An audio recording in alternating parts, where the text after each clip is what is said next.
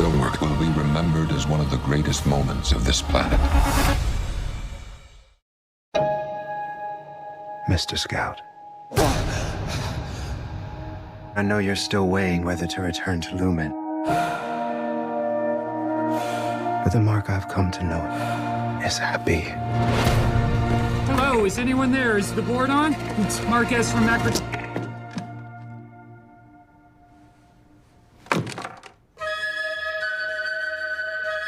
What you all did was one of the most painful moments in the history of this company.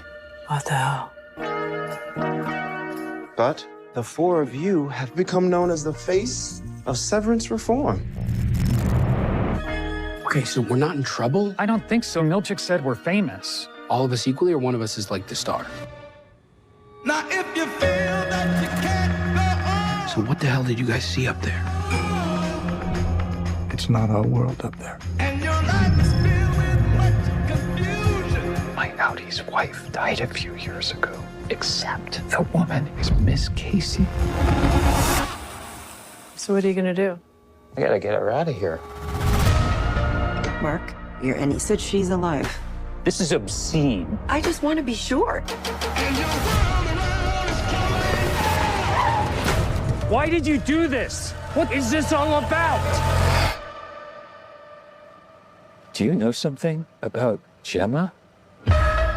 Mark, there'll be no honeymoon ending for you. Their work will be remembered as one of the greatest moments of this planet. You don't value them. You fear them.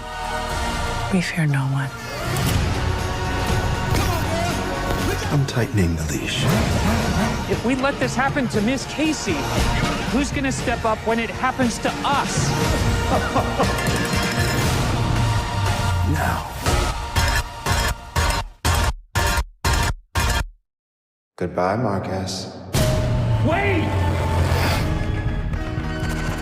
My name is Miss Huang. It's my first day here as deputy manager.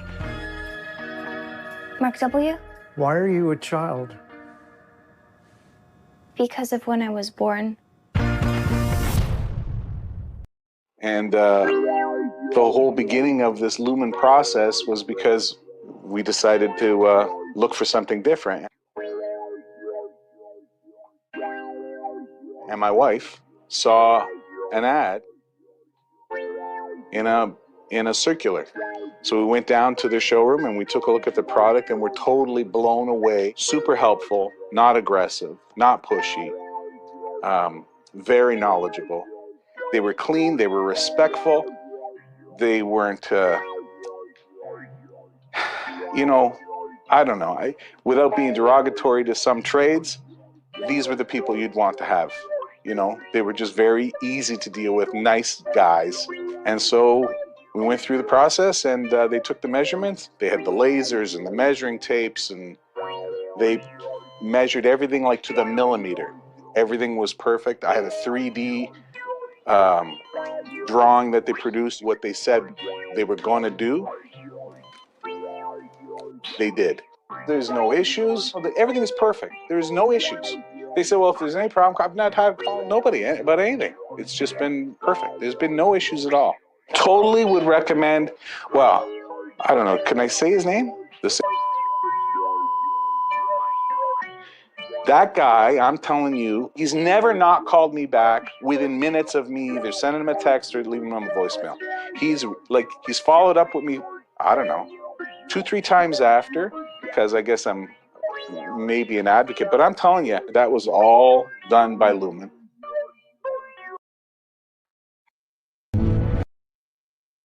Here we go. Ladies and gentlemen, welcome everybody to another edition of the Severance Hour. It is good to see each and every one of you. And yes, Yellow Jackets and episode 5, the same day, Crispy. It is going to be a very big week. That is right. Yellow Jackets is just around the corner. And I am excited for that. I'm a little bit behind on my Severance content. I've been meaning to put out a few Severance videos before the season starts, which I will do. I'll probably get one out tomorrow or the next day, right before the maybe the same day of, actually, at this point. But yeah, Severance has been so good up until this point. I am loving season 2. It's hard to believe we're only 4 episodes in. I mean, so much has happened. Like, so much has fucking happened, right? In only 4 episodes. Yeah, I'm gonna have a little hot take, but I thought this. I mean, looking back at this episode 4, this is kind of a filler episode. I'm gonna say it.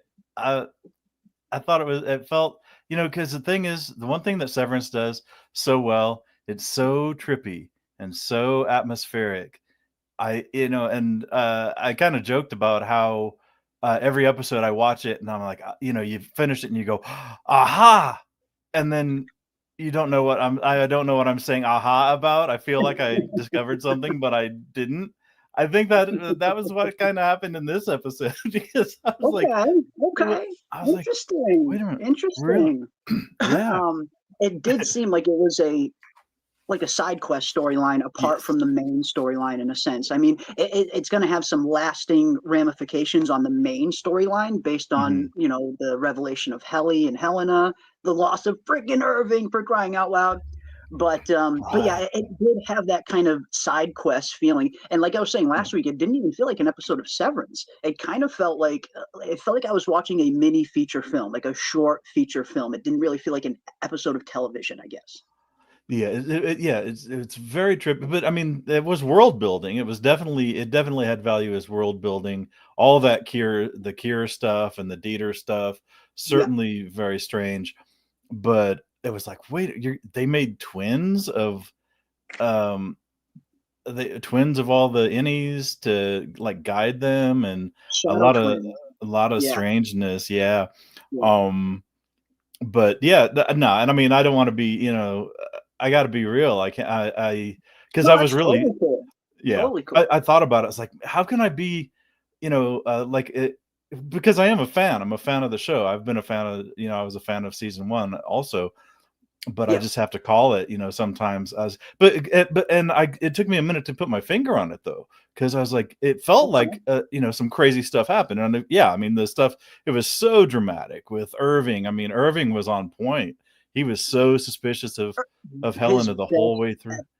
He sniffed her out. He sniffed her out, and it's like he was playing parent to the other Severance, coworkers. It's like he's trying to look out for Mark. He's trying to look out for Dylan. He's constantly trying to tell Mark to maybe, stay away from her. Stop, giving her goo eyes. Stop making love to her with your eyes while your wife's Audi is rotting away somewhere. Like, this was John Turturro's finest hour on Severance to date, like, easily. And I actually do agree with this. I mean, I do think it was one of the most powerful and moving episodes yet.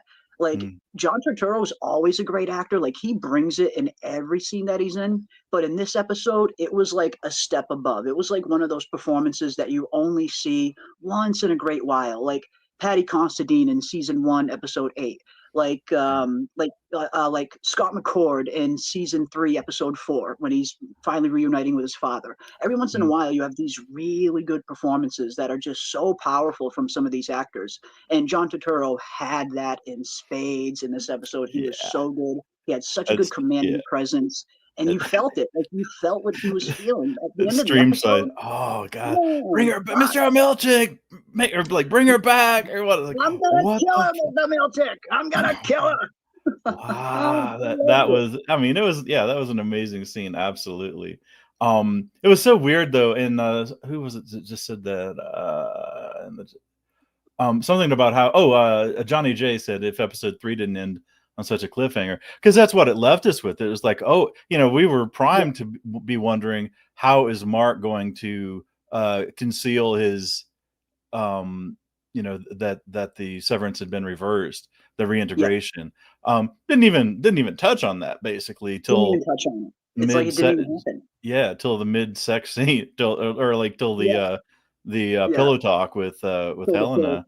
Yeah. And all that stuff. I was joking on the Discord about how now Helena is going to find out that Mark gave her the bone, and didn't even realize that she wasn't herself. You know, Exactly. that Helly wasn't Helly. You know, Exactly. Yeah, and I mean, it's gonna have some. It's gonna have some sticky ramifications. I mean, again, like I thought it was a great episode. I think it was probably one of my favorites of the season so far. But I mean, yeah, like seeing how all this is going to shake out coming out of season 3. I mean, out of episode 3, the end of episode 3, we see the beginning of Mark's reintegration. So I very much was expecting that to play like I guess a bigger role in the next episode. But like you said, they kind of just totally put that to the side for the most part, and they were dealing with this this kind of mini storyline within a storyline of a season. And I thought it played out pretty well. I mean, it was beautiful for one. I'm so used to seeing them in these luminescent halls with this bright lighting, but seeing them actually outside in the wilderness, in just beautiful setting. The cinematography is always so good on this show, but this episode really looked good in terms of like this is how you want an episode to look when you're filming outside. This is some of the cinematography that I really wish House of the Dragon would fucking learn already, because this is how you do an outdoor episode right here. Yeah, and it was so much atmosphere, so much so bleak. I mean, we'd commented how even earlier in the season, I mean, basically the whole show has been taking place in winter, so everything is washed out, everything is dead and snowy and bleak. But yeah, the dead seal was super weird. And that's one thing that they never stop. They're very clever and very skillful in putting just weird things that are so far off. Because even Miss Huang, while Milchick is reading the story, she's playing a theremin. That weird theremin, yeah. Like, who even thinks of that, man? Come on. Of all the things to be playing in that scene, of all of the instruments to break out, of course Severance breaks out a theremin. Of course they do. It makes perfect sense. Like when you look back at it in hindsight, but that instrument would look so foreign in almost every other fucking show. But it just fits here. And yeah, the dead seal, super creepy. I love Irving's response to it. We should eat it. Like he has no idea if there's going to be food around. Like they're essentially still children. They're expending so much energy going on this hike that all Irving is thinking about when he finally meets Milchick is food. We're starving, Mr. Milchick. It's just, it was so good, man. I can't praise John Turturro enough in this episode. He really, really killed it. And speaking of John Turturro, and something I think we're going to see play out in episode 5, as we have MJ for $5 here. Thank you so much, MJ. Hang in there, Jeremy. Why? Yes, hang in there indeed. And I love that. Jerem Y. Yeah, Jerem Y. Jerem Y. Love that. But it was good last words for him to have, looking up at Dylan, his best friend on the Severance floor, his closest friend, closest coworker, looking up at Dylan, hang in there. Which, of course, those words would, be meaningful even if there wasn't a deeper meaning behind them. But there is going to be a much deeper meaning behind them. I know many of us have already seen the hang in there Dylan sign that is in the Severance break room, and many people think that he hid something behind that poster. Most likely the little clip that we see of Helly picking up his drawing of the mysterious elevator. Irving most likely hid that behind there, and I think Helly's going to find it. So hang in there is going to have deeper meaning, I think, in episode 5. And I think that's going to, it's almost like Irving is passing his mission off to his coworkers, leaving that drawing of that, of the elevator. Because on top of the drawing of the elevator, it looks like he also left a note to whoever found it. Here we see Helly picking up the elevator drawing. And then here we see, it looks like Irving left a note. So whoever finds this, it looks like he left some kind of instructions, whatever. Maybe he's leaving instructions on what he was trying to do, what this drawing means. So I do think this was his way of passing his mission off to his coworkers to say, okay, it's up to you guys now to find this elevator and find Miss Casey. I don't think the pictures are coming up. Are you guys seeing that? Yeah, let me share. Let me share. Okay. Yeah. Okay. Sorry. Yeah, here we go. Because we got a little preview of episode 5, and we got Helly in the break room, and it looks like she's picking up this piece of paper that falls on the ground. And we can't tell where it falls from. We can just see it on the ground. We see her pick it up. We know it's the drawing of the elevator. But then on the back, we see, looks like he left a little note to whoever found it. I do think this is him passing his mission off to them, to give them a tip as to where to look for Miss Casey. Okay. And where was the scene? Where I'm sorry, where was the scene from? This is a preview of episode 5 of next week's episode. Oh, okay. So they're gonna go right to it. That is, well, that's kind of encouraging then. Because they get the hint, and then they go right to a reveal in the next episode. Yeah. They don't drag it out and belabor the point and dance around it. That's a good sign then. Yeah, it looks like they're getting right back to it. I mean, like you said, episode 4 was a little bit of a deviation from the main plot, even though there were some lasting ramifications that are going to be felt on the main plot. Like, of course, the reveal of Helena being Helly the whole time. Irving's absence is most certainly going to be felt. Are we going to get a new employee to replace him? Some people are actually pointing out that the other Mark, at the beginning of the season, when Mark had a whole new team, the Italian guy, the other Mark, and the lady there, apparently the actor who played the other Mark is also listed on IMDb for being in another episode. So a lot of people think he's going to come back and be the 4th employee for a little bit. Oh, okay. Because they'd have to have 4, I imagine. It seems like MDR needs to have 4 employees all the time. And I think we see that 4 repeated over and over again. 4 employees, 4 different tempers. It seems like 4 is an important core number to them. And right when they lost Petey, they instantly brought in Helly. So now that Irving's gone, I'm expecting them to probably bring that Mark guy back. But I know a lot of people wanted the Italian guy to come back, and hey, I kind of did too. I am Italian after all. Just because I want to learn more. I want to learn more about the fucking Severance branch that the Italian guy was in. Like, what kind of Severance branch were you in where you have to take a rope to get to your floor? No elevator, no stairs. You got to climb a fucking rope? Like, what do you feel like? Your perpetuity wing is brooms with plates on them? Like, I want to see that place. Right. That's so weird. Yeah, that was it's such a, and it would be so weird to have it, have them introduce that and then just not ever do anything with it, unless it really was just like a throwaway. It's so weird though. And the other lady said they were she had animatronics, whereas this current, this one is basically just wax figures. But she had animatronics. And that we're gonna see the animatronic. I saw a leak, and I hate seeing leaks, but every once in a while I get sent stuff and I play it not knowing it what it is, like in the email. And I did see a leak. Apparently we're gonna see an animatronic here at some point. So maybe we'll see that Severance wing in some kind of episode. I don't know. And maybe it was just a fake. I'm not sure. But yeah, I want to see the Italian guy's freaking wing. I want to see what the fuck he was working with. Like, what kind of place were you working at? What kind of Severance office doesn't have stairs, doesn't have an elevator? You have a rope to get to your floor. Like, that's the place I want to see. That is the place I want to see. And yeah, let's see what is going on with the awesome chat. And again, love to hear what you guys think of the episode. What did you think of episode 4? What are some of your predictions for episode 5? And speaking of, on that front, who do you guys want to replace Irving? If you could have any one of those 3 employees come back, the 3 employees that we saw at the beginning of the season, the Italian guy, the other Mark, or the lady, which one would you guys want to see come back and replace Irving? Because yeah, I would choose the Italian guy if I could. He just seemed the most interesting. I just thought I do like the one about I like the old man. I like the other Mark. Worried about how the 2 Marks are going to differentiate themselves and change. And why are you a child? A different name to avoid confusion. Like, oh fuck. Yeah, it's gonna be good. It is gonna be good, and yeah, we're gonna take a look at this here in a second as well, because I definitely have some thoughts on this as well in terms of who are the representations of each tempers among the Severance employees that are left. But first, we got Jackson Perez for $4.99. Thank you so much, Jackson. Very much appreciate it, my friend. Considering this is the post reintegration episode, I am way more excited for this than that last episode. Need to see Gemma. Okay, there's nothing wrong with that. Nothing wrong with being excited for an upcoming episode, my friend. Love it. And I do too. Based on the limited preview that I was sent for episode 5, it looks like Gemma is going to be making an appearance. I don't know if in the flesh or if it's going to be Mark reintegrating and having visions of her or memories of her overlapping, but it looks like Gemma will at least be making some kind of appearance. Not Gemma, but Miss Casey.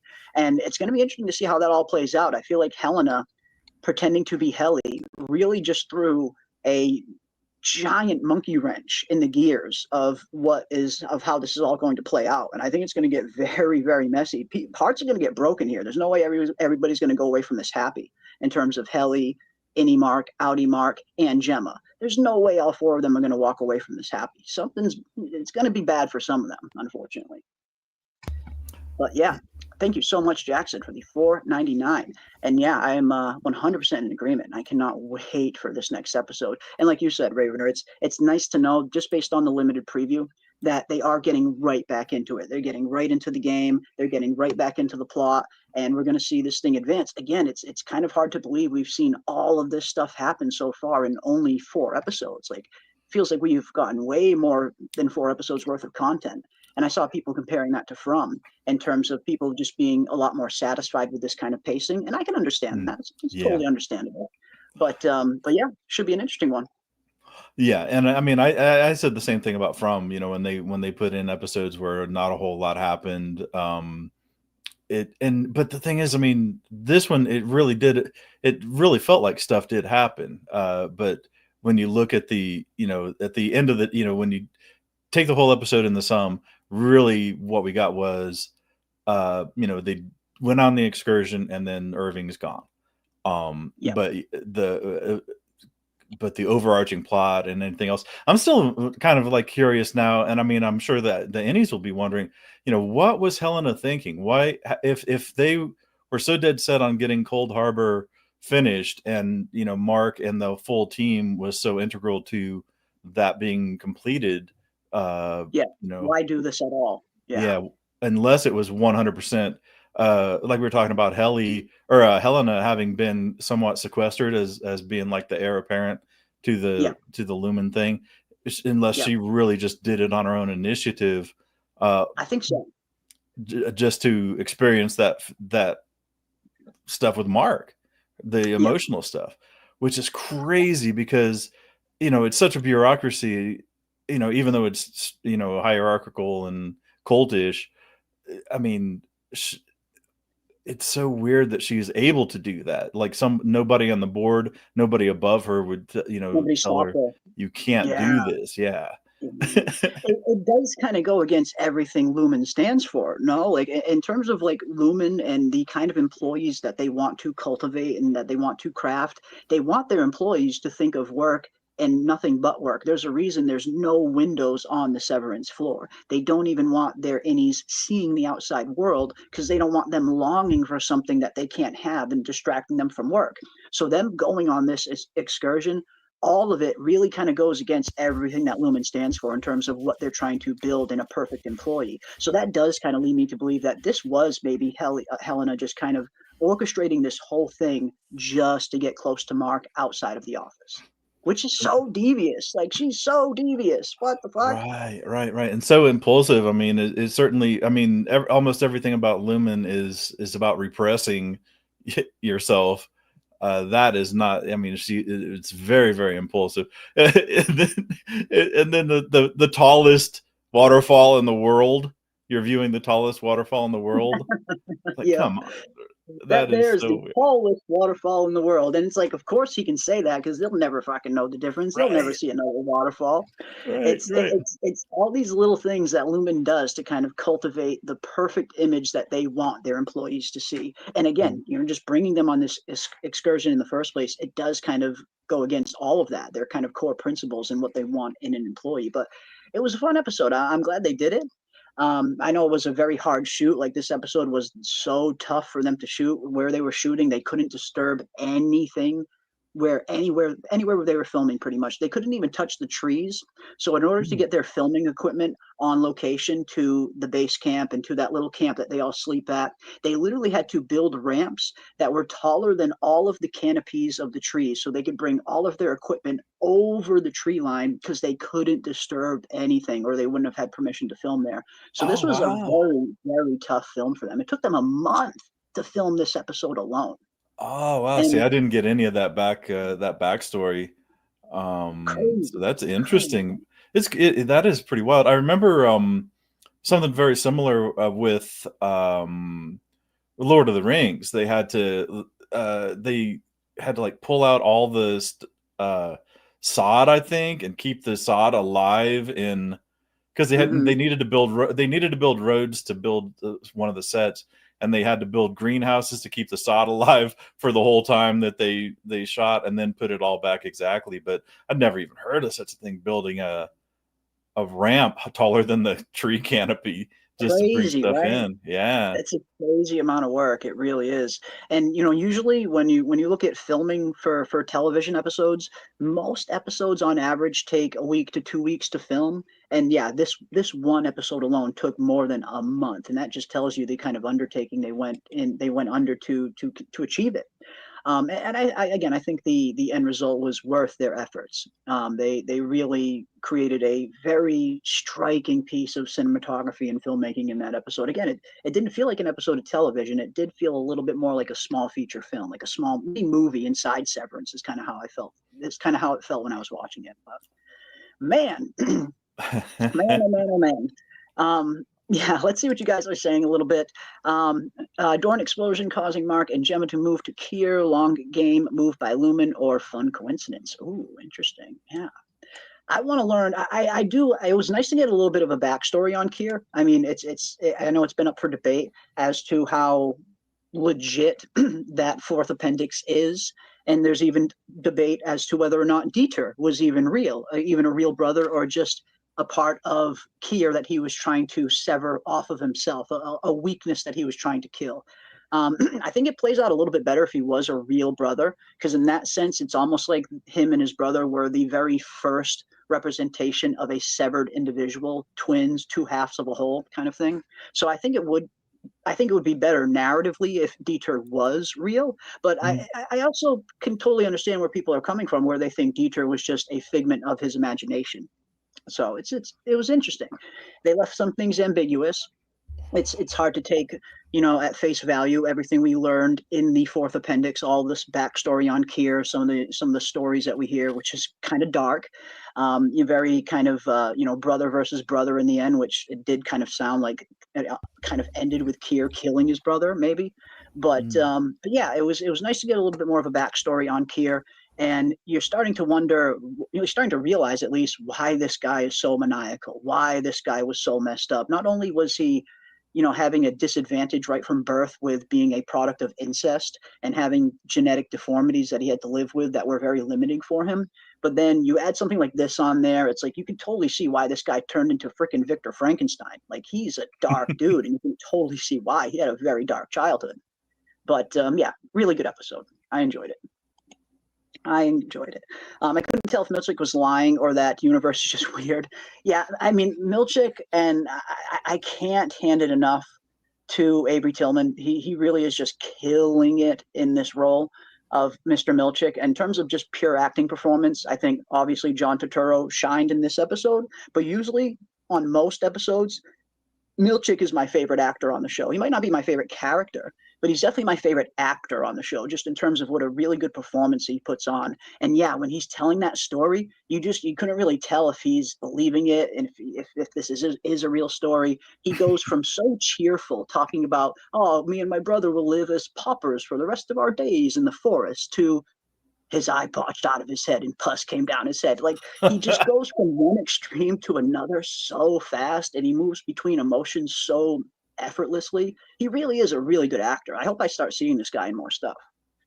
Yeah, he's one of the more solid. He really, I mean, I'm trying to think.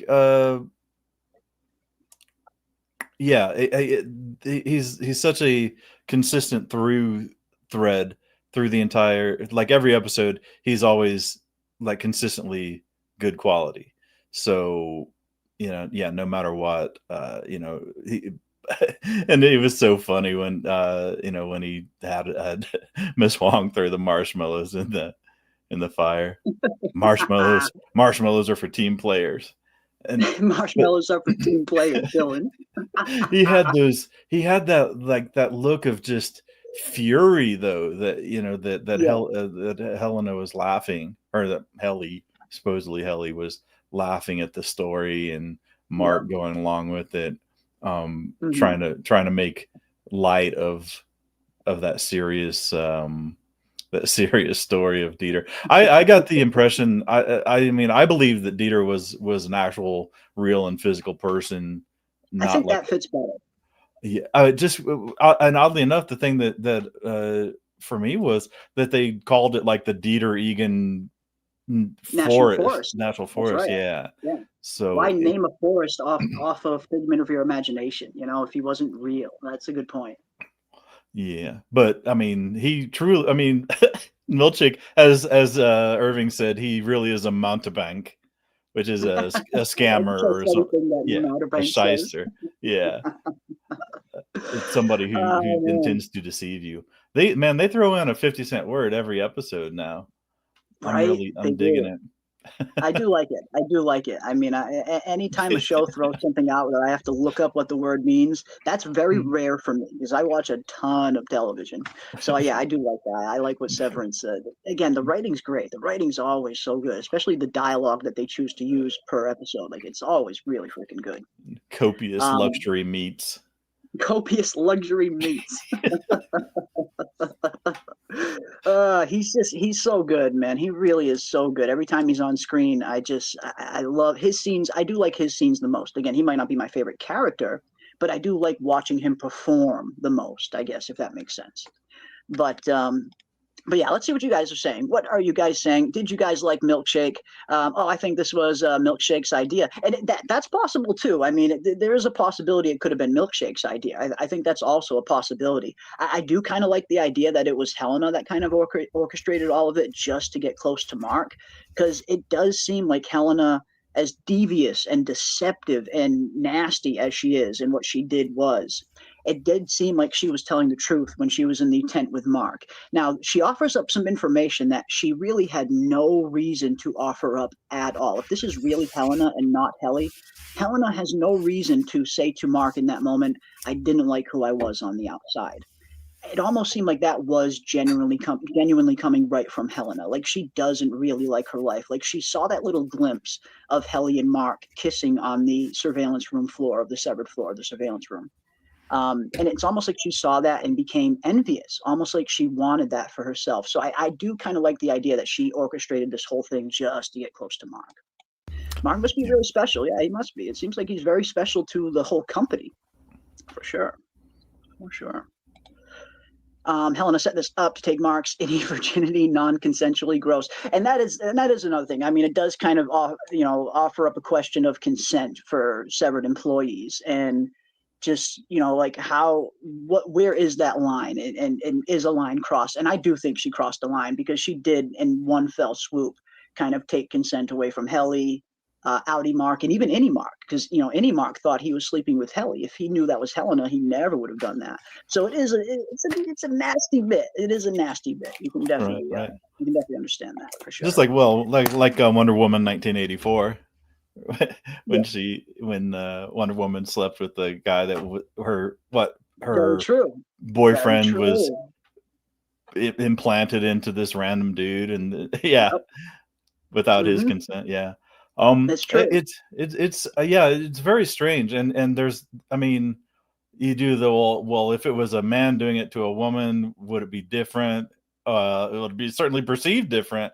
People wouldn't be super okay with it, I would bet. Well, it seems like people were. It seems like people were at least pointing it out. So it didn't seem like again, it was wrong. I mean, no matter which way you slice it, what she did was so fucked up. Right. Because she knew. Because she was the one that knew, and nobody else. Yeah. Yeah, it was very, very shady. It was very, very shady. I'm so glad they resolved the Helena dichotomy because it was driving me crazy. And yeah, I mean, when things become like a huge fan theory, like when fan theories do just get so big that they kind of just infiltrate every conversation, it does get to a point where you're like, okay, just resolve this already. And I did kind of have that feeling as well. It's because we knew the whole, is this really Helly? Is it really Helena? Big fan theory all season. So I am glad that that's not something they dragged out all the way to the end of the season. I'm glad they already resolved that because I could have easily seen them dragging that out towards the end and not even revealing it till the end. But I'm glad they didn't do that. I'm glad they only wasted 4 episodes on it because I agree with you, Ty. It was getting a little like, all right, let's just find out already. Come on, let's get on with it. Yeah, and it was kind of cool. Yeah, it was cool that it was funny that they resolved the Helena thing in the episode after Mark's reintegration, when when the question on our minds at the end of episode 3 was, how are they going to reconcile that? How is Mark going to pass himself off as, in the severed floor, yeah, while being reintegrated, and we kind of didn't even address that. I guess, although the people that were treating it, that had postulated that it was going to be more of a split personality thing, they might be more correct. I thought maybe they'd just be he'd be aware of both inside and outside, with the full knowledge of both the whole time, but he had that little flash or whatever yeah. during the pillow talk. Yeah, and I think he ultimately, he's having, when he's on top of Helly, he kind of flashes over to Gemma real quick there. But I do think he will ultimately get to a point where all memories kind of fold into one, similar to how Petey was in season 1. It seems like reintegration is going to be more of a gradual process. Like, yeah, she kind of switched his brainwaves back, but it doesn't seem like he's fully synced up yet. Like Mark right now seems like he's still very much capable of going from Audi to Innie. Because again, it seemed like the Innie experienced the entire episode. The Audi didn't really experience any of it, it seemed. So I do think that your reintegration is probably just going to be one of those gradual processes where the more time that passes, the more he'll continue to reintegrate, to the point where he does eventually get a little bit closer to how Petey was in season 1, hopefully without all of the side effects of death. But I do get the feeling at some point it will be all of his memories roped into one kind of thing. Okay. One personality with all the memories. But even if that is the case, what's it going to mean for Gemma and Helly? I mean, Innie and Audi are both in love with two totally different people. If he does merge into one person, who is he going to hold on to feelings for? Or is he going to hold on to feelings for both of them? Maybe. Like, it's interesting to see how that's going to play out. Like, which side is ultimately going to be the more dominant, Audi Mark or Innie Mark? Yeah, well, I was just thinking, man, that's what's going to make episode 5 so interesting, is just going back to the severed floor, going back to the office, and with everything that happened, everything that everybody knows. I mean, how could you even? It's so high drama. How could you even focus on the work? And we talked about how last season with Miss what's her name? I can't remember. I forgot her name. The whole idea was to get to meet your quota, to meet the MDR quota. Yeah. Now they're not even hardly, I can't imagine how they're going to focus on working and getting and finishing Cold Harbor, which was really the whole. I mean, this was kind of like a reward, the Ortbo reward. It was like I mean, was it a reward, a team building something? I guess, the Ortbo. They had, and the whole gist of it was, the whole reason for it was to give them access to that fourth appendix, which which is so classified it can't even be seen on the severed floor, but they had to discover it. So yeah, kind of counterproductive. It kind of worked. It kind of blew up in their face, I think. It's going to be interesting to see how it all plays out. I mean, they lost Irving, which does suck, but I feel like we got some interesting little tidbits and foreshadowings for things that I think we might see play out over the rest of the season. For instance, we saw a little bit of the Four Tempers, learned a little bit more about the Four Tempers and how Kier originally kind of tamed them. And we learned that this is where Kier first tamed the Severance of Woe. And in this episode, we also see Irving himself also confronting his own version of taming the temper of woe, with him kind of confronting the sadness, because woe is essentially sadness.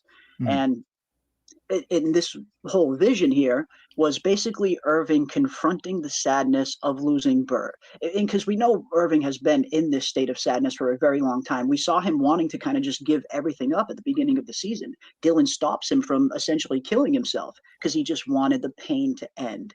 So I feel like Irving conquering woe and taming the temper of woe here was the purpose of this vision. And of course, also opening his eyes that Helly was really Helena. I mean, literally spelling out Egan right in front of him. And John Turturro kind of explains that the moment he sees that on the computer screen, it kind of just clicks in his mind that he knew Helly wasn't Helly. Like, this was what fully convinced him. He was already suspicious of her, but seeing this on the screen was what really kind of triggered that, okay, time to confront her now. So he tames his own temper and woe, conquers his sadness for Bert, and then goes and confronts Helena. Now, with Irving confronting the temper of woe, I'm wondering if we're going to start seeing a theme here. Now, of course, there are 4 tempers, but of course, there are also 4 MDR employees. And again, we keep seeing this number of 4 over and over and over again. Here is another representation of the 4 tempers. We have woe here, we have malice here, we have frolic here, and dread here. Now, with Irving taming woe himself, do you think it's a possibility that the other 3 MDR employees that are left, Mark, Helly, and Dylan, are each going to have to confront their own temper? Like, will they have to conquer all 4 of the tempers before the season is out? Irving has woe, and I guess you could just, debate who's going to have who. I think Helly and malice probably makes the most sense, with the just malice that she holds for her outie. Like, Helly is at war with her outie. So I think Helly having malice makes the most sense, but then it comes down to frolic and dread. Who is that going to be? Is it Dylan's got to be frolic. There's Dylan nothing frolic. Yeah. There's nothing frolicky about Mark. He's and Dylan is kind of the screw up, kind of frivolous and even when he's taking his job seriously, it's all for those little trinkets and stuff. So yeah, but then that would leave Mark with dread. How is he dread? Yeah, I mean, you really have to do some gymnastics to try to make it fit, but Helly fits with malice. It's just so strange that they would go through the trouble of if she was going to be a mole. I mean, if she was a mole or whatever, if they're going to go through the trouble of applying a temper to her, a characteristic temper, for in the group of 4, and now will every group of 4 have that then? Have I don't know. Yeah, okay. I don't know. I mean, again, we keep seeing this number of 4 repeated, and again, with Irving already taming the temper of woe, then yes, Irving was woe. I don't think Irving is dread. I think we pretty clearly saw Irving tame woe in this episode. I think that was pretty clear to see. Irving already tamed woe, in my opinion. I think that's kind of what we saw, because we know that was the temper of woe that he has a vision of, and we see Irving confronting and conquering his sadness for Bert. So Irving, in my opinion, already tempered woe. Woe's off the board. So I think it's just going to come down to malice, dread, and frolic. And yes, I think Helly fits malice the best, but I do think you could make arguments for the other, because Mark does kind of frolic around with his employees a little bit between Gemma and Helly and Helena. But and then you also have, but then you also have Dylan potentially frolicking with his outie's wife, like this. So you can kind of make arguments for both, I guess. And Mark and Dread also kind of have a lot of in common. I mean, Mark has been living with just in a state of dread ever since losing his wife, so you could definitely make a good argument for that one too. But I don't know. I like this idea that each of the MDR employees are going to have to conquer one of their own tempers. With Irving already doing woe, it'll be interesting to see if the other 3 are going to have to conquer one of the remaining. Yeah, and I do get it. I mean, it seems like one of those things where everybody has all 4, and you have to restrain and contain all 4 as your personal journey, and that makes sense too. Because I mean, if at the beginning of the season, if we are not sure that Irving is woe, or I mean, Irving saw woe, saw the bride in his dream, fine, but I would have put Mark as woe just because he was so mopey about Gemma the whole time. I don't know. More woe than dread. Yeah, I don't know. I think Irving fits Woe the best in terms of just, I mean, he was so sad about losing Bert. Losing Bert killed him to the point where he literally wanted to just commit Severance suicide. So I think for Irving conquering Woe, I do think that's the most fitting. I think his is more fitting for Woe than anything else. But I could definitely see Mark on Dread for sure. And I mean, you could make I could see Mark on Woe if Irving didn't already have this scene in episode Already 4. have Woe. But, Yeah. yeah. But seeing this scene, it did seem like it was a pretty clear representation of Irving conquering his woe, conquering his sadness for Bert. So I don't see Irving being anything but Woe, and I think that one's already off the board. But who knows? I mean, who knows? Maybe something else will happen. But it just seemed like Woe is already done, and now we got to see what's going to happen with the other 3, and how are the other 3 going to be manifested on the show, I guess. Because we see Woe, depicted as this short, creepy bride. A lot of people were comparing her to the Onkui children on From, which I thought was very accurate, to say the least, height and all. But yeah, I don't know. I like the idea of Mark, Dylan, and Helly conquering one of the 3 remaining ones with Dread, Malice, and Frolic. Interesting. So almost like, oh boy, almost like if conquering all 4 tempers is the personal journey of one person, it's almost like these 4 outies or these 4 innies are like a composite of one person. Make up a whole, in a sense. Yeah. Yeah.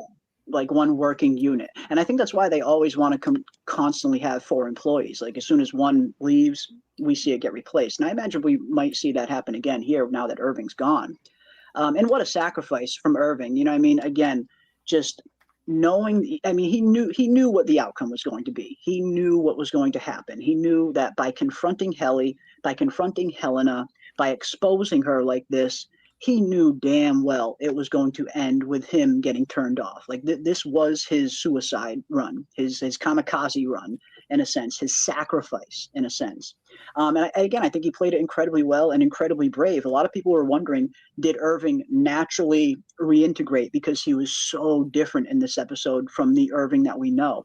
And now that we're learning a little bit more about Audi Irving, in the sense of John Turturro says that it was Audi Irving's training kicking in for Innie Irving that led him on this path. Something about the night gardener statement that Helly says in episode 1, when she says, I looked outside and saw a gardener, and he's like, a night gardener?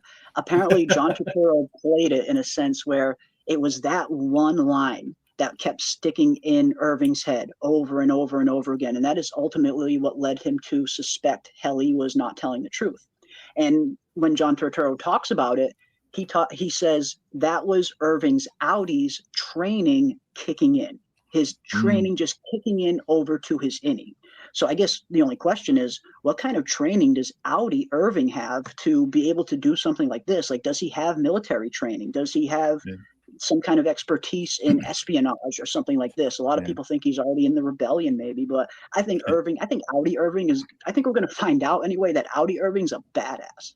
Yeah, well, we did see he had some military medals when he had his father's military medals. Oh, that was his father's.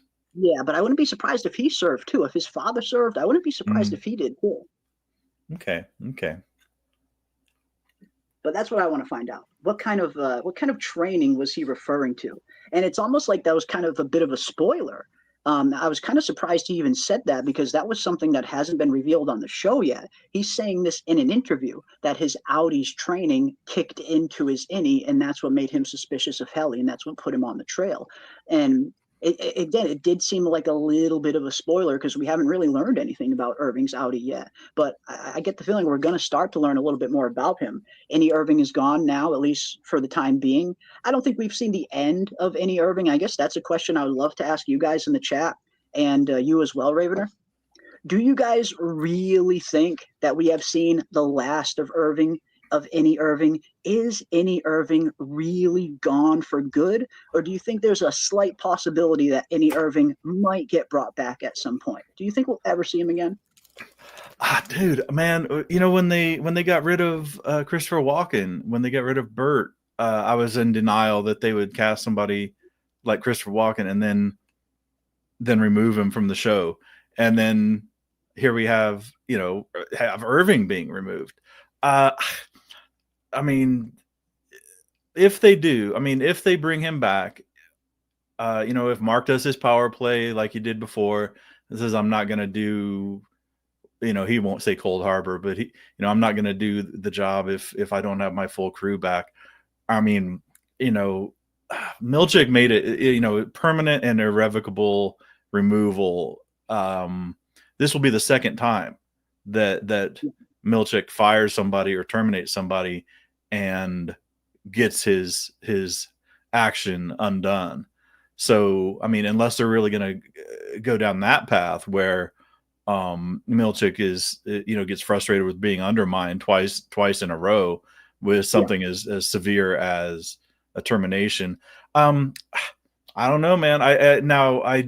I'm not one of the people that I don't watch like the behind the scenes. I don't watch the I don't really look at the episode guides and stuff. So I don't know how many episodes John Turturro is listed in for the season and whatnot. Yeah. But I would have to assume that I can't imagine that they'd get rid of him. On the surface, we've been told that he is permanently and irrevocably immediately gone. And that was literally how the episode ended. With that little ding too, that little, walk into the forest, and that's the end of it. Now Audi Irving is going to find himself in the forest or something. He's got to, right? That's a really good point. I want to see Audi Irving just wake up in the middle of Lowe's Hollow and not know what the fuck is going on. Why am I so? That's a good point. That's a good point. It's going to be interesting to see. I'm going to put up a poll, and I see a few of your comments. I'm definitely going to read those as well. But I will also put up a poll. Will any Irving be back? Oh yeah, and Lisi's correct. There was no ding for Irving. The ding was for Helly. Even though they were out in the forest, she dinged when they did the the Glasgow Protocol or whatever it was. Glasgow Protocol, yeah. Mm-hmm. Yep, good point. Well, there's the poll. Will any Irving be back? Cast your votes, ladies and gents. Let me know what you think. Will we ever see our hero, any Irving, again? I hope we do. I really hope we do. I hope that he's not gone as well. I really hope he's not gone. But yes, I think he erased Irving's. I think they erased any Irving's memories, and that is definitely a possibility. One thing I did notice, and I know I'm certainly not the only one. I think All City Big Heck. Shout out to you, my friend. I think you were the one who threw this in the Discord. Which got me thinking a little bit deeper about some of these other protocols here. We see, of course, Open House, Lullaby, Goldfish, the Glasgow. There's the Glasgow Protocol. This is the Heli being Helena.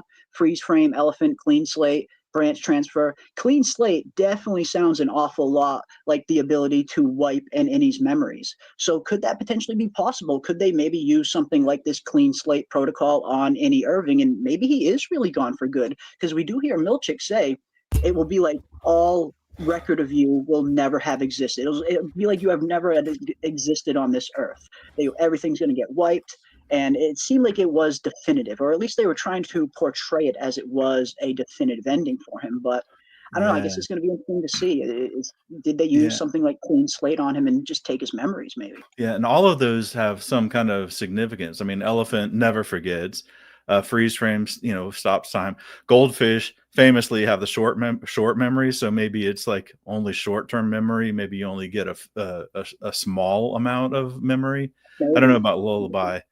Glasgow. And the funny thing is with Glasgow is they'd almost have had to made that custom for Helena, because in what instance would somebody ever want to go to the unless all the I was going to say unless all of the workers on the severed floor, like the administrators, like Miss Wong and Milchick, are a part of Glasgow as well, where whatever it is that puts him in the severed, whatever activates the severed. But of course, as far as we know, those guys aren't severed.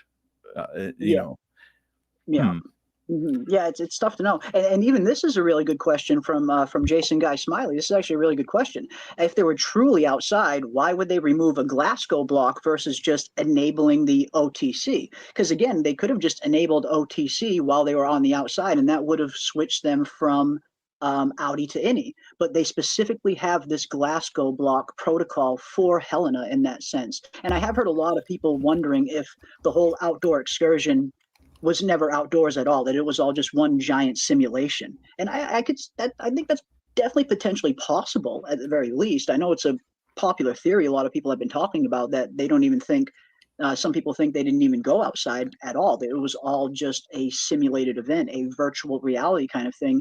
And a lot of people were pointing out the very interesting fact that we never see any of their breath, which is actually a really good point when I think about it. Like, I'm surprised that's something that's usually the kind of thing I catch.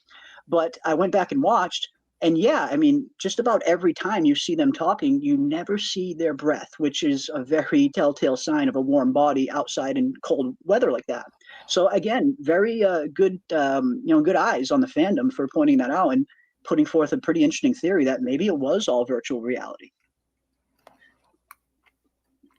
And yeah, the TV appears out of nowhere too, right, Kiwi Skirt? It really does. The TV literally appears out of nowhere, and I even have a photo of that because I pointed that out too in my breakdown.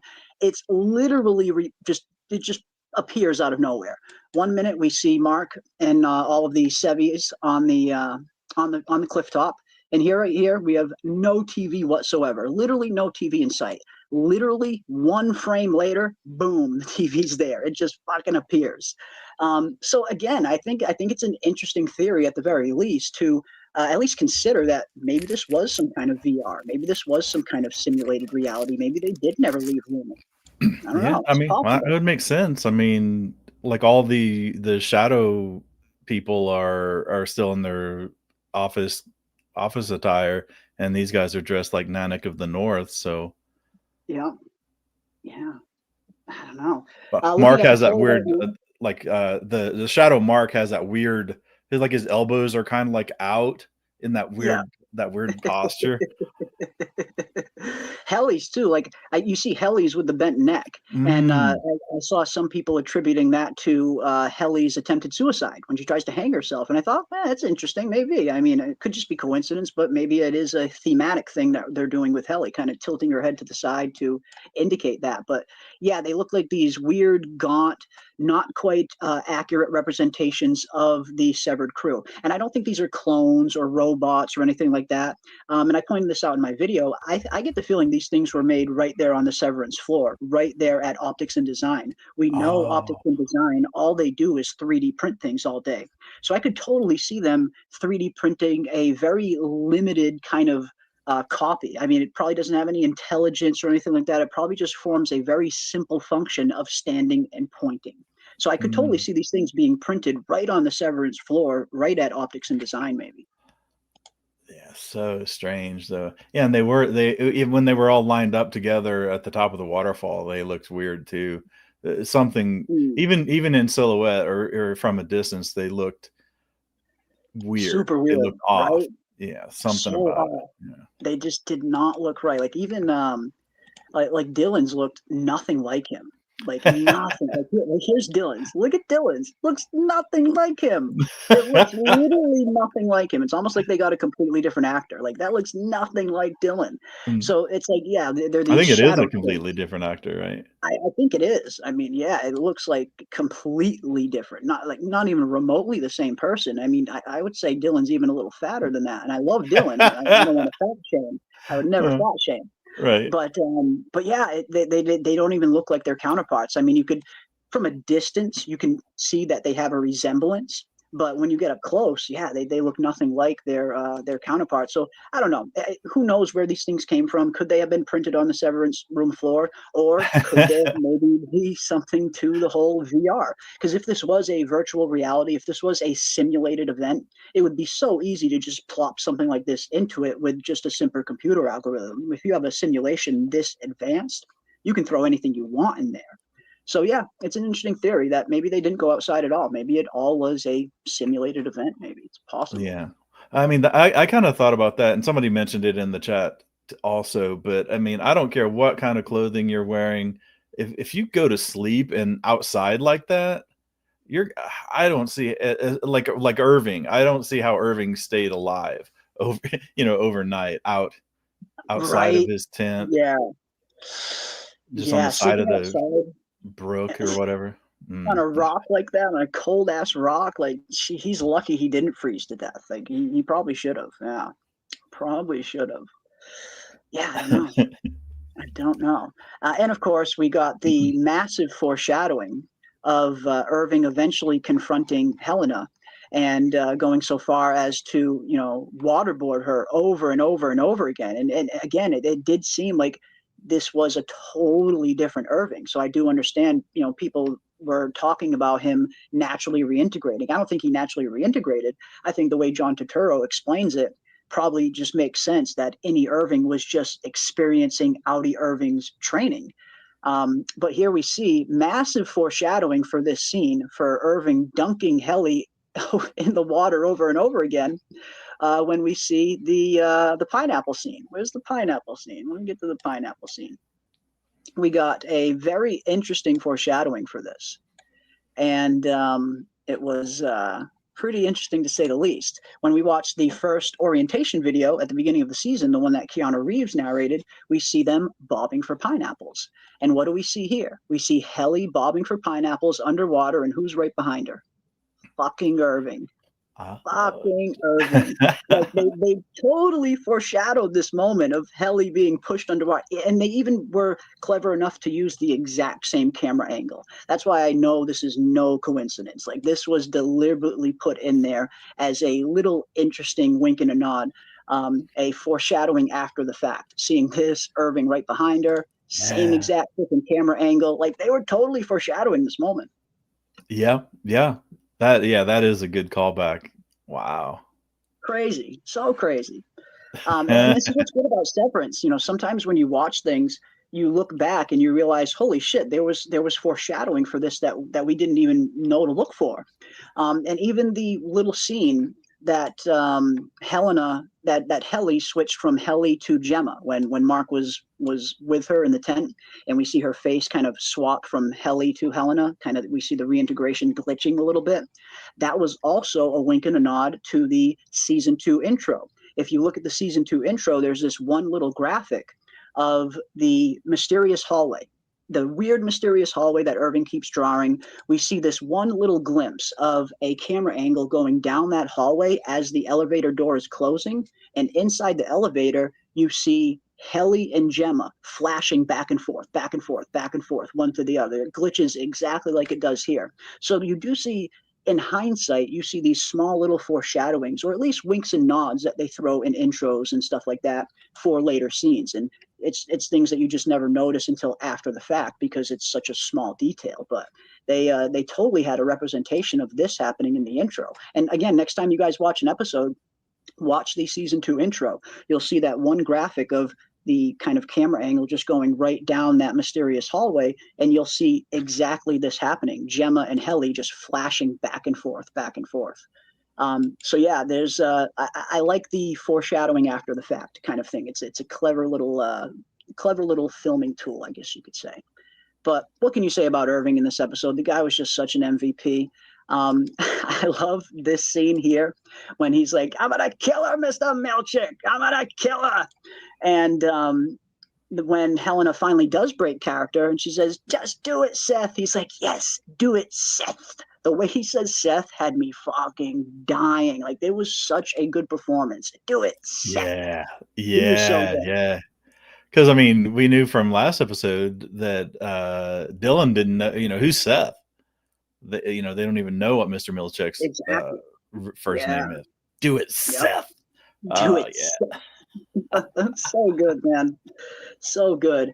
And this is why I love John Turturro and Milkshake as well, because both of these actors can convey so much with just simple facial expressions and very little dialogue, and that is the mark of a good actor, in my opinion. But I also liked how it goes from a very violent moment to a very tender moment. We see 1 minute Irving is just waterboarding her essentially over and over again, just, half drowning her and bringing her out. And as soon, like literally as soon as she switches back over to Helly, you just see Irving grab her and pull her close. Like he instantly knew Helly was back, and he was so sorry for what he had to do. And again, you just see the really good range of emotion on John Turturro, going from incredibly just rage-filled to kind of nurturing and making sure she's okay now that she is back. It was just a good performance all around. Yeah, that was what really drew it back. I mean, to show that he wasn't completely out of control. Like the minute he got Helly back, all Helly knew was that she was wet and scared, and he was the one immediately comforting her, which was super. That was a great. It was a good moment. It was a good moment to kind of see him go from crazy rage right to kind of just holding her close and making sure she's okay. And again, he did. He sacrificed himself to bring her back. He knew what the consequence would be for this, and I think he was ready for it. I think he conquered his sadness, confronting his sadness for Bert and that vision and that dream he had earlier. I think he was just ready. He was just ready to go. And he figured, if I'm going to go out, I'm going to go out bringing my friend back. And it was great. I thought it was really good. And then you see this great little fucking stare down, awesome fucking stare down. But I love the little smirk. You see them staring down, and then you just see Irving just give him this little tiny defiant smirk, like, yeah, motherfucker, I won. And it was great. So good. Fucking so good. What an episode, guys. What an episode. But I'm looking at the poll. Will any Irving be back? It looks like 76% of the chat is saying yes, any Irving will be back at some point. 77% now. 77% say any Irving will be back at some point. And I hope we're right. I really hope that percentage is right. I would love to see any Irving make a triumphant return at some point, maybe. That would be pretty cool. Pretty cool. Yeah, Irving is a secret agent, man. Secret. He really is. Like, again, I can't wait to learn a little bit more about his Audi now. I do. Like, he was always one of my favorite characters, but this episode might have propelled him into my favorite character. Just in one episode. And again, it's a telltale of a really good performer when they can kind of just completely, in one episode, just completely bring it the way John Turturro did. But I'm going to miss him. I'm going to miss Annie Irving after this performance, and after seeing what he did for her. I am definitely going to miss Annie Irving. But again, I am still looking forward to learning more about Audi Irving. Maybe he was a spy. Who knows? Maybe he was. Maybe he worked for the CIA. Who knows? Imagine Rickon in there. And this is what I would prefer as well, Coulter. I agree with you. He won't come back fast, but it will be a reward for us later in the show. And I think that would probably be the best way to play it. I do agree with that.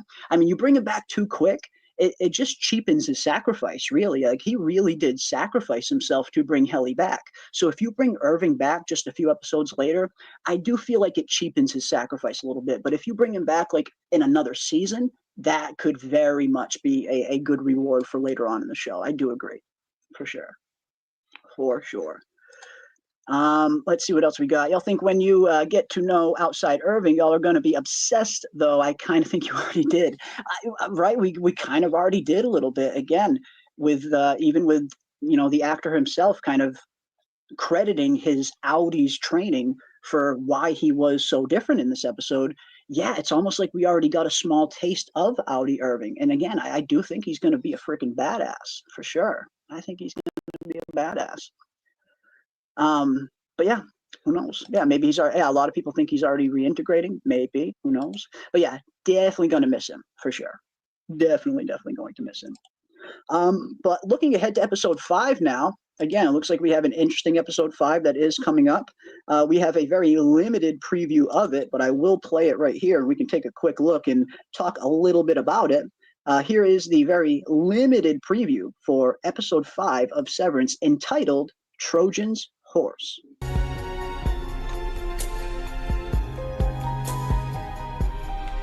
My Annie tried to kill me. I'm not going back down there. What the hell? Together again.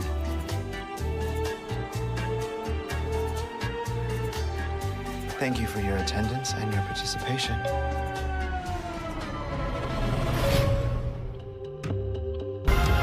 You okay?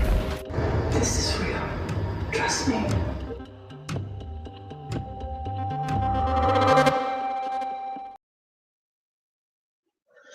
Whew. So it looks like we're going to get some flashbacks in this episode. I mean, one thing coming out of episode 3, the end of episode 3, with Mark beginning his reintegration, we didn't really see how that continued. How did that play out? So it looks like we are going to get a little bit of a flashback in episode 5, where we're actually going to see the immediate after effect of the beginning of the reintegration. Mark waking up on the chair, and next we see her, kind of examining him, shining the light in his eyes. She's trying to see if it worked, I would imagine. So it looks like we're going to get a few flashbacks in this episode to some of the things that we were hoping would get continued at the beginning of episode 4. Again, the way episode 3 ends, I think, a lot of us probably wanted to learn a little bit more about Mark's reintegration, and I totally get they kind of sidestepped that a little bit for this episode, which is totally cool.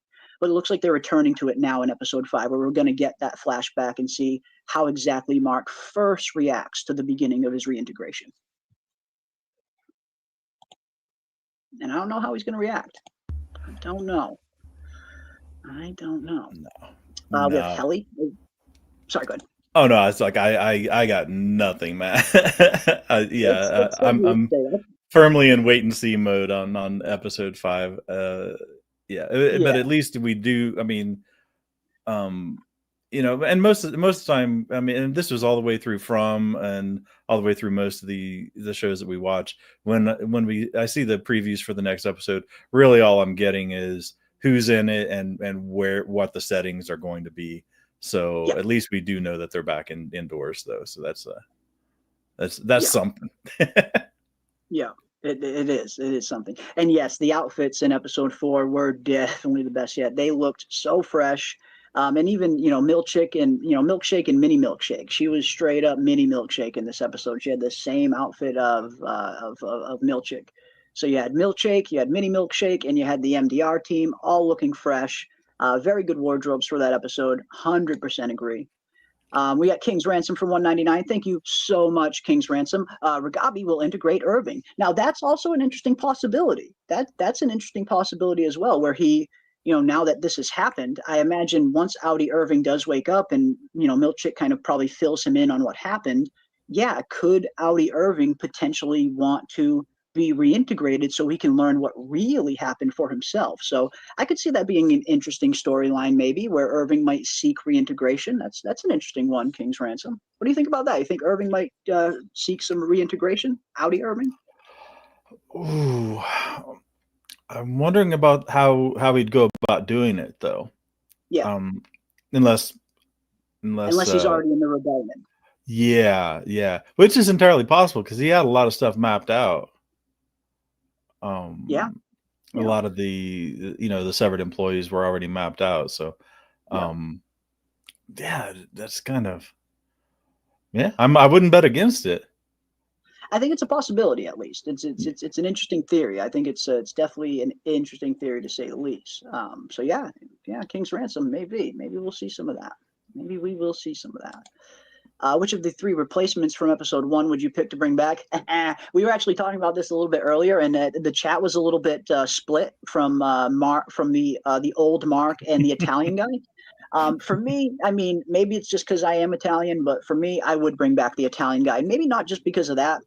I do want to learn a little bit more about the Italian guy's severance office. Like, what kind of severance office did you work at where you have to climb a rope to get to your floor? So I would bring back the Italian guy if I could bring back anyone personally.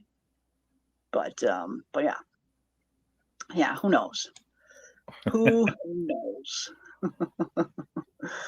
Let's see what else we got. Yeah, so I'm super pumped for this episode. Like this, I think this is going to be a really, really good episode, and I love how they're getting right back into it. They're getting right back into the plot, right back into the storyline. We're going to see a tiny flashback probably of Mark right after the reintegration, but that's not all. We'll also see a few other things. It looks like we're also going to see a flashback to Helena when she first decides to go undercover as Helly. We see this one little clip here where Helena is saying, "My innie tried to kill me. I'm not returning to that floor." meaning that she just did not want to give control to her innie ever again. She was afraid to give control to her innie, which is understandable. If your innie's trying to kill you, then obviously you're not going to want to give your innie control ever again. So I think we're going to see that flashback here. This scene right here, I think it will be a little flashback to Helena deciding to go back to the Severance floor, but to pretend to be Helly. I think that's probably where we'll see this little plan get concocted, maybe. Maybe. And here we see her showing up for the first time as Helly. It's going to be a good one. I think this is going to be a good one. Mini Milkshake, of course, showing up. We got Milkchick greeting Dylan and Mark, saying, welcome back, welcome back to the severed floor.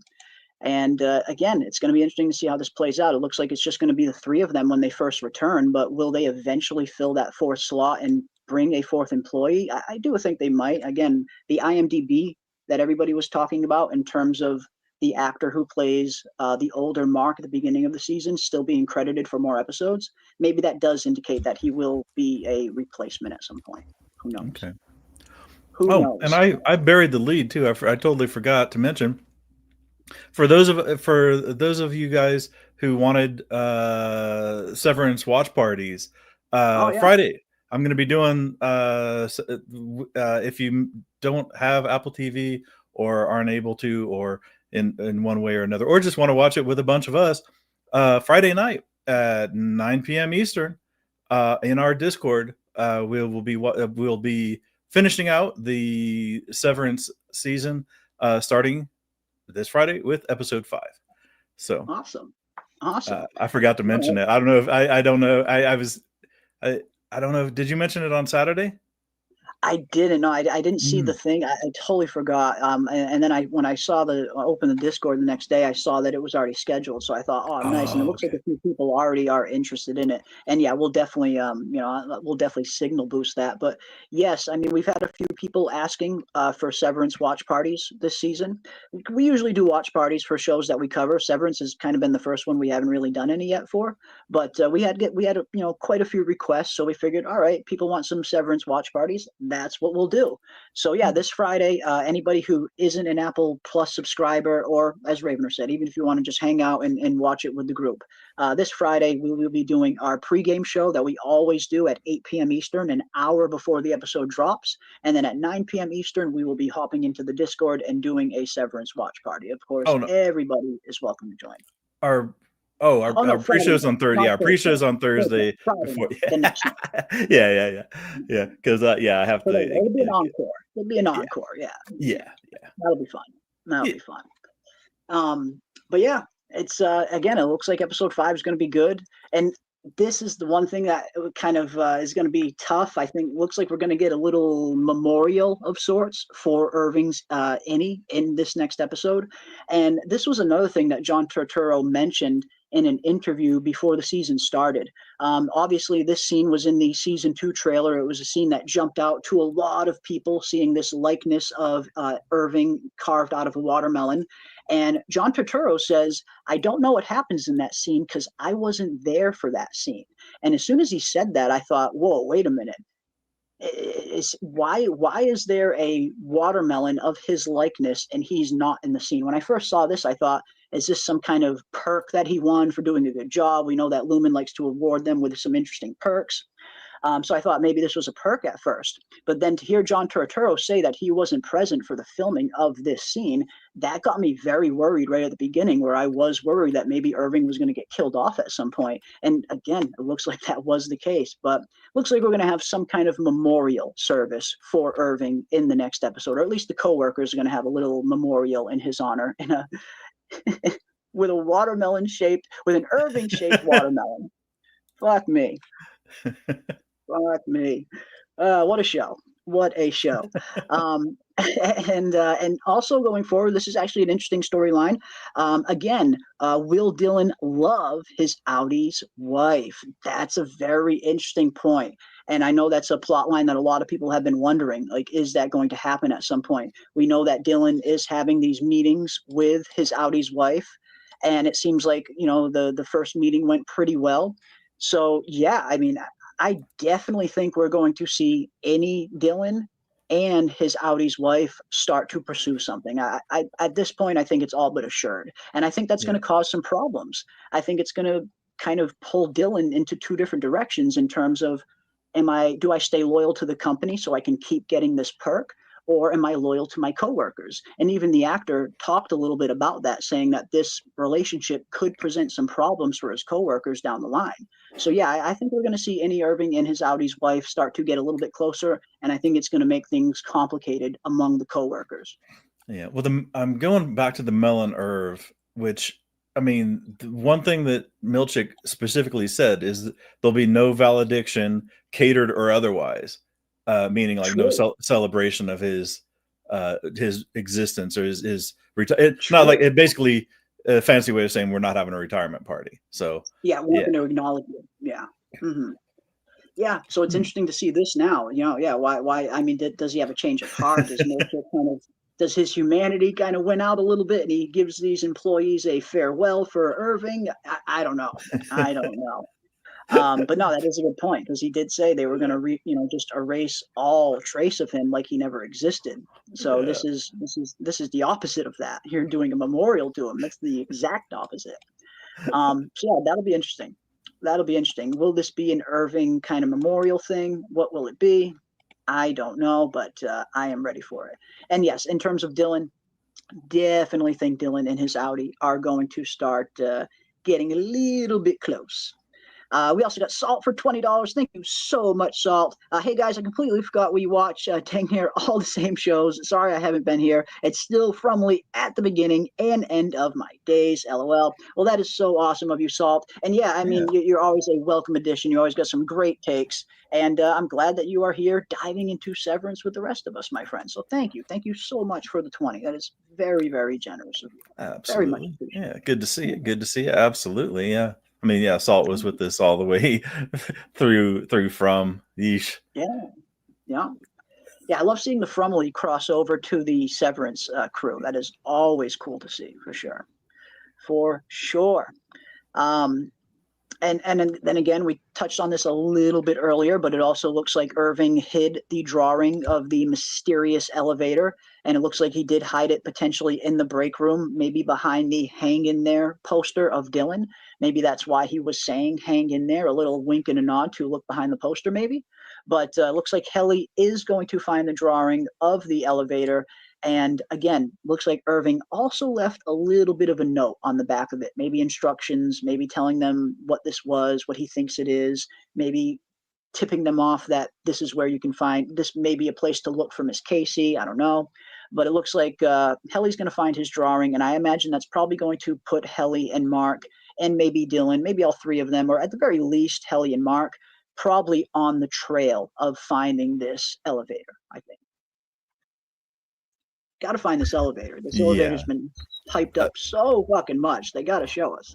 Right. The exports, the exports department or whatever. Yeah, I definitely want to. Yeah. Want to get a resolution of that. Yeah, for sure. Well, because we know that it leads to the testing room floor. And we know that's where Miss Cobell sent Miss Casey. Get her back down to the testing room floor. We hear Miss Cobell say to Milchick at the end of season 1. And then we see Miss Casey go down that hallway and enter that elevator. So yeah, what is down there on that testing room floor? Is that the Cold Harbor file that Mark is working on that we get a little glimpse of at the end of the first episode this season, where we see that little Cold Harbor screen and the picture of his wife on a monitor? I get the feeling wherever that elevator is, it's going to lead to that testing floor and maybe more stuff. I wouldn't be surprised if that elevator led to more than just the testing floor. I get the feeling there's going to be some other stuff down there too, but that's what I want to see. I want to see this freaking elevator. Where's it going? What's it for? We got King's Ransom for $1.99. Thank you so much, King's Ransom. Intro has baby Kier with Mark. Helly's pregnant, and that is true. That is true. I mean, I don't know about the pregnant part, but yes, in the intro sequence, at the very end of the intro, we see that baby Kier kind of being born. It looks like a baby Kier. You're absolutely right. Kind of crawling in front of Mark. And yeah, could that potentially be an indication that Helly or Helena is pregnant? I don't know. It has been a topic that people have been talking about. Some people think Helly or Helena or both of them are going to be pregnant. And I suppose it's possible. I suppose it is possible. But if she is possible, I don't think she'll be giving birth to a mini Kier. I think that's more of a metaphor for them kind of trying to bring Kier back. I think that whole thing that we see at the end of the intro is just a foreshadowing or a metaphor for what Lumen is really doing. And I think they do really want to resurrect Kier. I know that's a huge fan theory going around, and I could totally see that being possible. But who knows? That's an interesting theory as well, that maybe Helly's pregnant. I don't know. What do you think? Think there's a possibility that they'll go that far with it? Man, I didn't even. I'm sorry, I don't have much tonight as far as like takes. I haven't really even explored like the possibilities of it. Again, I can always say anything's possible, but will they go that far with, with Mark getting her pregnant? I mean, of course we know anything like such a thing is possible, but man, the one time, the one time that they get together and a kid comes out of it. I mean, I guess if it drives the story, I mean, if they can make it make sense, I don't know how or how they would make it make sense or why they would why they would do it otherwise. Yeah. But then again, I mean, maybe that'll be episode 10 episode 10 cliffhanger, Helly puking her guts out in the office wastebasket and like, what's wrong? Jeez. Oh, jeez. Yeah, I don't know.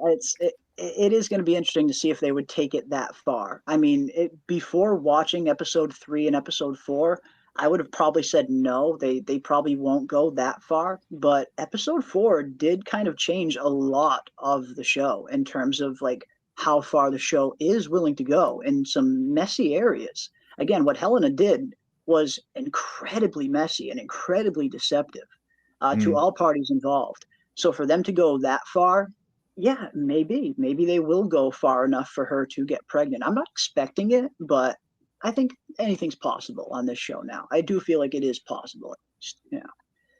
I mean, it is what happens. It is what happens when the male and female get together. Sometimes a kid can be resulted. But then the preview ends. The episode 5 preview ends with a shot of Mark looking over at Helly. And it looks like she's flashing back and forth. It looks like 1 minute we see Audi Mark's kind of the inside of Audi Mark's house. And the next minute we see inside the kitchen area, inside the Severance floor. So it looks like Mark's reintegration is going to be one of those things where it is a gradual process. It's something that is going to happen over time. And I think that just makes a little bit more sense as opposed to them just hitting a switch and your brainwave is just syncing right back up and that's it. You're fully integrated.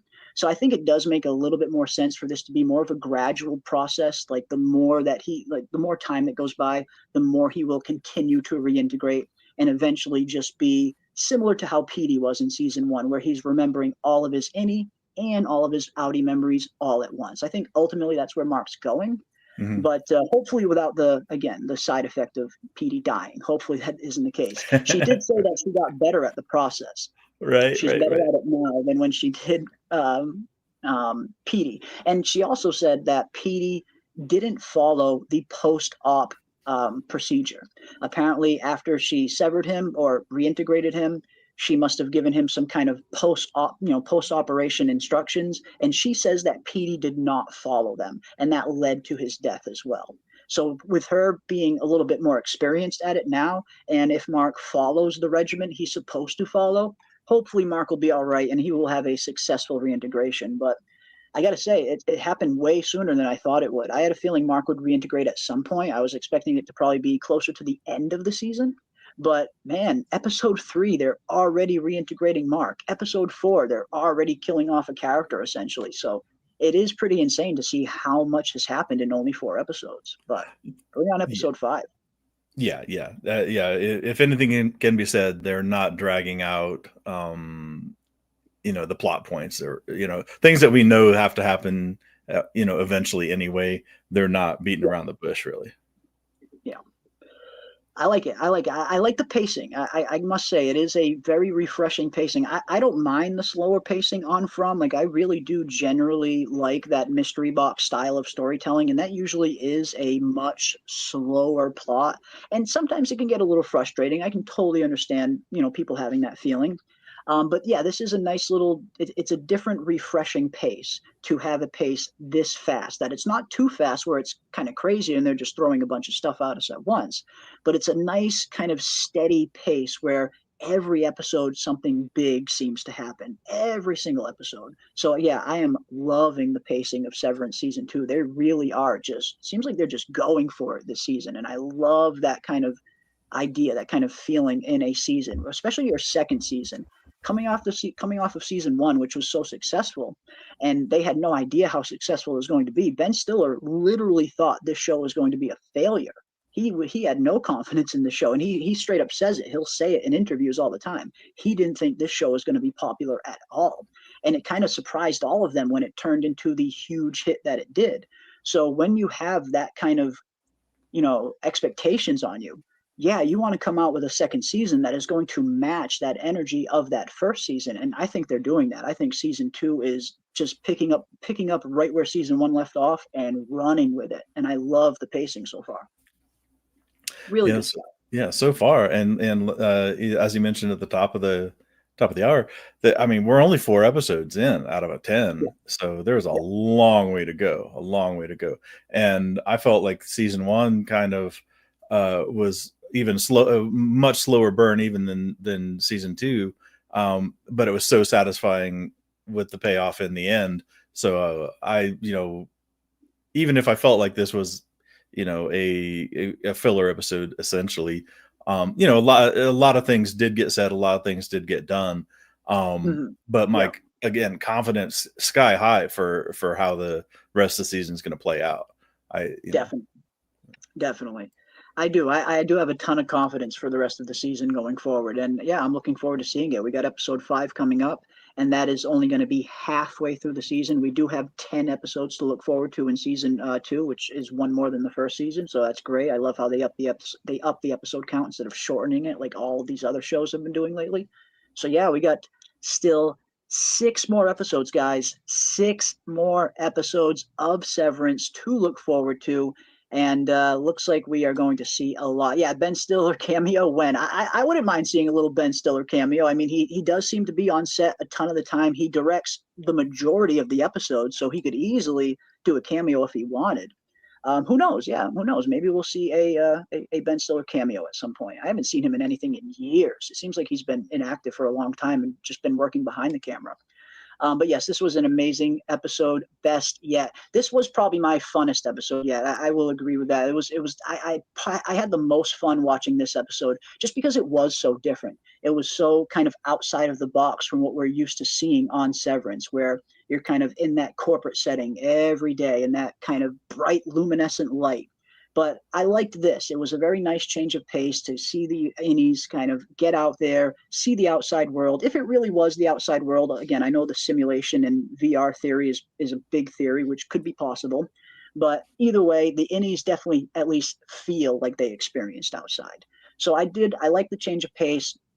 I like the pacing. I think Irving, again, John Turturro, cannot speak higher enough about him. Just such a good actor. What he managed to pull off in that 4th episode was monumental. In my opinion, his performance in episode 4 is the best performance we've seen on Severance yet. I mean, we've seen some really good performances from all of these actors.